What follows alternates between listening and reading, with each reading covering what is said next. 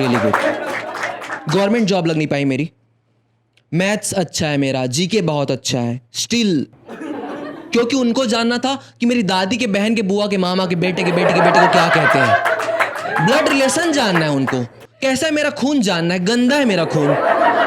तुम कौन सा फिल्टर कर दोगे भाई? बहुत ही घटिया सवाल पूछ रहे हैं, और उससे भी घटिया उनके ऑप्शन जो मेरे फैमिली वाले यूज ही नहीं करते। ऐसे सवाल पूछ रहे हैं कि आपके माँ के हस्बैंड के बुआ के बेटे के बेटी के बेटे के बेटे को क्या कहोगे? फूफा जी कहते हैं, लेकिन उनके बच्चे पैदा नहीं होते, मेरे फैमिली उनको बांझ बुलाते हैं।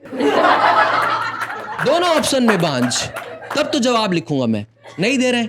लास्ट टाइम मैंने एग्जाम दिया, फिर मैंने डिसाइड किया कि इनका लेवल नहीं मुझे जॉब देने लायक, मैं बहुत ऊपर उठ गया हूं इनसे। हाँ, बस मेरा टाइम वेस्ट कर रहे हैं। वो ऐसे सवाल पूछ रहे हैं कि आपके माँ के हस्बैंड के बड़े भाई को आप क्या कहोगे?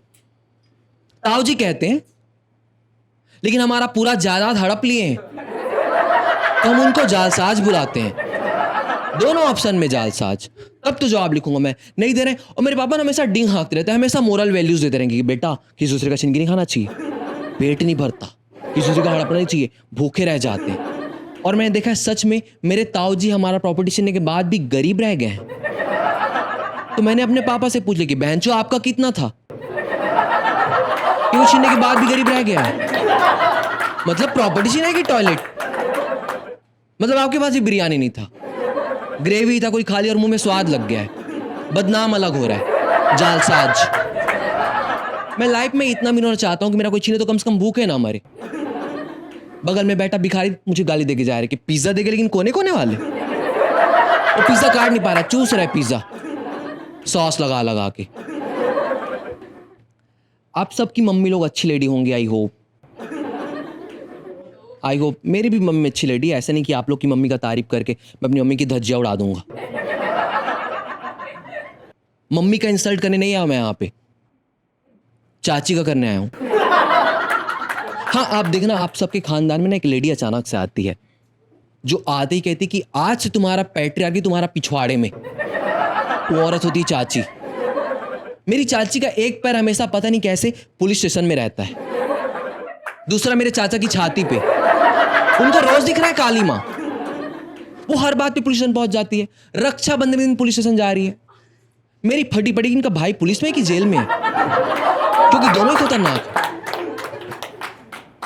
और मेरे दादी ना डिंग हाँकते रहते, ऐसे कहते रहते कि आज तक हमारे खानदान ने कभी जेल का मुंह नहीं देखा। चाची कह रही एक बार मुझे हाथ तो लगा के दिखाओ। दिखाती पूरे खानदान को जेल का मुंह। जो छोटे जगह पे लोग रहते हैं ना, उनको ऐसे ब्रांड का आइडिया नहीं रहता कि ब्रांड एग्जैक्टली कैसे काम करता है। जैसे मेरे तरफ के लोग आज भी पेस्ट को कोलगेट कहते हैं।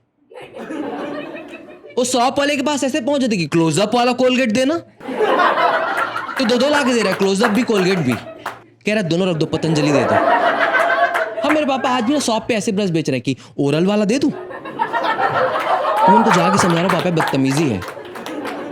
तो कस्टमर मुझे डांटने लगे कि अपने बाप से आ जाने का क्या तू? मैं पिछले 20 सालों से ले रहा हूं इनसे ओरल।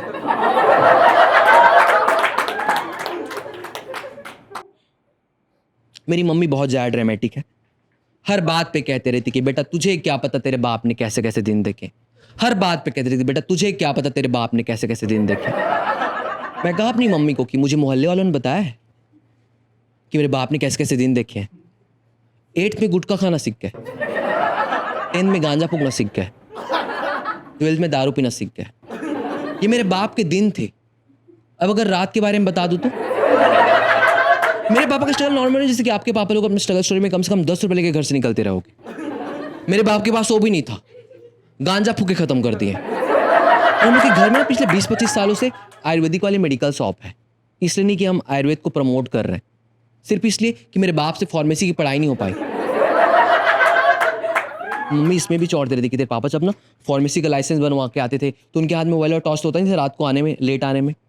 तो जब रात को बारिश होता था, फिर बादल गरजता था, फिर बिजली चमकता था, उसकी रोशनी में रास्ता देखते हुए आते थे। कोई एक आदमी कितना चूतिया काट सकता है और कोई कितना कटवा सकता है, इसका कोई तो लेवल डिसाइड होना चाहिए। कितना दीवानापन है ये। और सच में मेरे घर वाले फर्जी लोग हैं यार।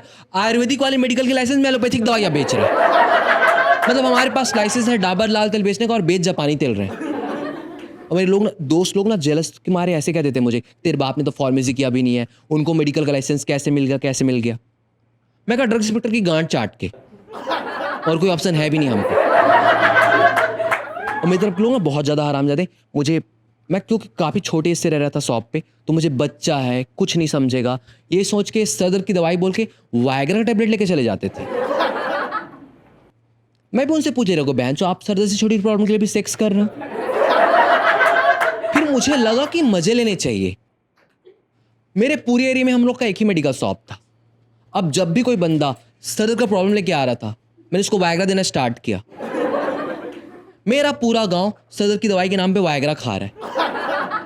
एक हफ्ते के अंदर मेरा स्वदेश जैसा सीधा साधा गांव गैंग्स ऑफ वासेपुर में तब्दील हो गया। साथी लोग का अपना सेटलमेंट था, गुड्डू लोग का गन नहीं संभल रहा था, वो कहीं भी फायर कर रहा है। डिचकियां हूं। और जो लोग देखना छोटी जगह पे रहते हैं उनको ना ऐसे कभी भी दवाइयों को अपने में स्पेसिफिक नाम रखे होते हैं।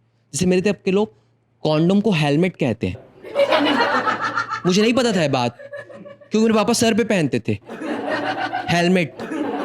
उनके पास दो था, नया वाला और पुराना वाला। तो मेरे पापा कुछ अपने काम से ना अपना नया वाला हेलमेट पहन के चले गए बाहर, और पूरा शॉप संभालने की जिम्मेदारी मेरे नाजुक कंधों पे। मैंने संभालना स्टार्ट किया। एक कस्टमर आया कि कहता है भाई एक हेलमेट दियो।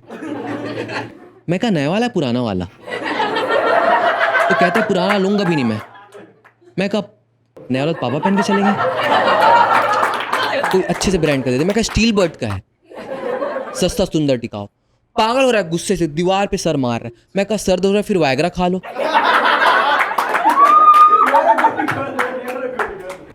आज से ना 10-12 साल पहले जो गर्म तक दवाई आती थी उसके नाम ऐसे आईपीएल टाइप मॉडर्न नहीं होते थे कि सुन के पता चल जाए। जैसे आज से 10-12 साल पहले जो दवाई आती थी उसके नाम ऐसे होते थे कि माला डी, सहेली, पपीता। हाँ, हिट एंड ट्रायल चलता था कि गर्भवती हो गए तो फिर आंखों की रोशनी तेज हो जाएगी। और माला डी के तो मैंने स्ट्रिप पढ़ा था, उसमें हिंदी में लिखा था माला दी। और मेरे साथ प्रॉब्लम ये था कि मेरी बुआ का नाम भी माला था। एक कस्टमर आया, मैं पापा के साथ शॉप पे चुपके साथ कह रहा है भाई माला दीदी। मैं कह सब काम नहीं करते हम लोग। फिर कह रहा है पिछले हफ्ते तेरे पापा ने तो दी थी। मैं कहा मेरा बाप इतना घटिया आदमी है, पैसों का प्रॉब्लम तो मुझे पता लेकिन इतना नीचे गिर जाएंगे। कह रहा है माला दी नहीं तो दूसरी वाली सहेली। मैं कहा आपका ठरक आसमान फाड़ रहा है, आपको समझ क्यों ना कि मैं कब से मना करने की कोशिश कर रहा हूँ। इतने में पीछे से मेरी मम्मी आ गई। मैं कहा देखो आपके पति तो क्या हरकत कर रहे हैं।